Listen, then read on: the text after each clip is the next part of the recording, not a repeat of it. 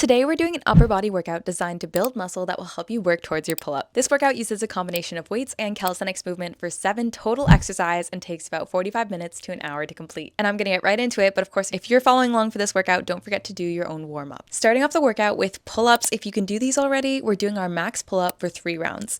If you can't do your bodyweight pull-up just yet, go ahead and use a resistance band or a machine to assist you in your pull-ups with a weight that allows you to do between 8 to 10 pull-ups. Alternatively, if you don't have either of these, you can do pull-up negatives where you climb up to the top of the bar and then lower yourself down as slow as you can. One thing that helped me a ton when I started training for my pull-ups was forcing myself to lower all the way down to the bottom. No half locked out arms. If I hadn't done that, I would have only developed the strength to do partial rep pull-ups, which I don't want because it limits my strength at the lowest hanging portion of the pull-up. And one tip that can help if you're struggling to take off from the bottom of your pull-up is thinking about squeezing your shoulder blades together before actually pulling up to the bar with your arms. Now moving on to exercise number 2, we're doing the Aussie row. Oh yes, another back exercise. But the Aussie row also works muscles in your arms, such as your biceps, as well as your grip strength, which will help you a ton working towards your pull-up. And a quick note on fatigue with these, since we want to be focused on building muscle that will help us get to our pull-up, we really need to be focusing on training so that our final rep comes within about 3 repetitions of failure. What I mean by that is if you were to try and do anywhere between 1 or 3 more repetitions,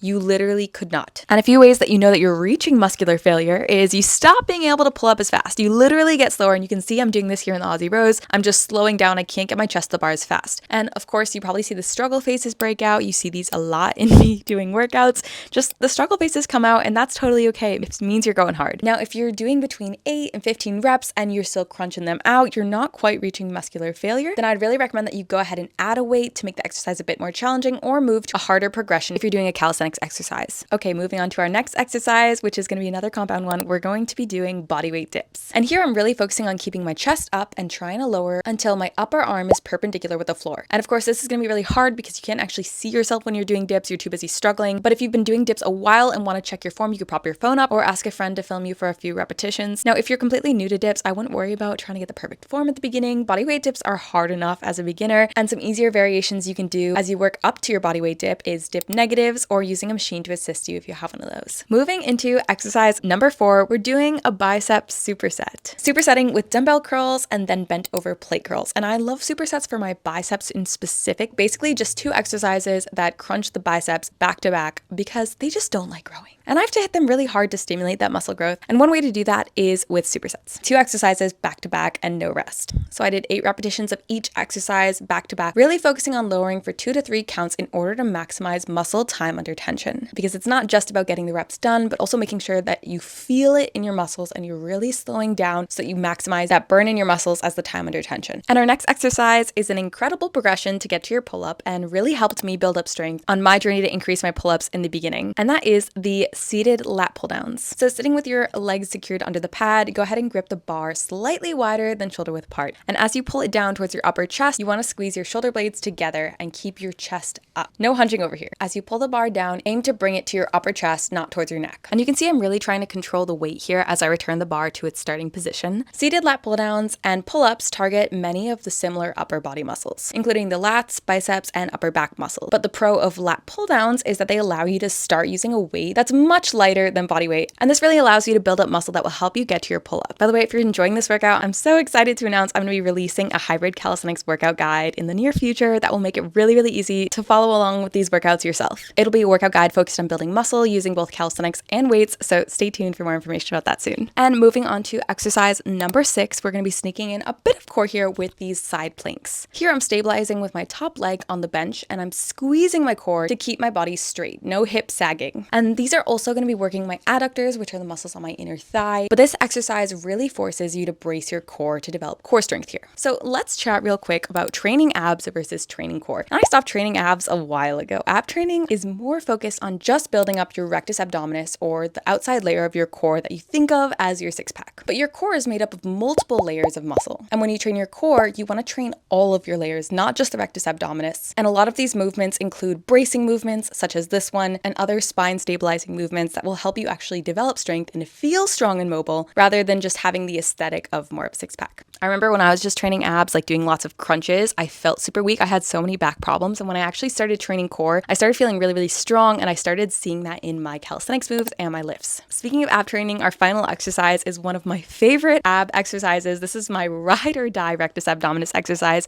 I will never be over it. And it is your toes to bars exercise, which is a more advanced movement. But even if you can do hanging leg lifts or hanging knee raises, these are both amazing exercises to challenge your rectus abdominis, that outer layer of your core. And even if you don't have the grip strength to do hanging exercises, you can go ahead and lay on the floor, laying on your back for laying leg lifts, which will also challenge those muscles. These are all great progressions to use to build up. All right, that is the entire workout focused on building muscle to help you get to your pull-up and developing a bit of core strength too. If you enjoyed it, let me know in the comments, and I will see you in the next video.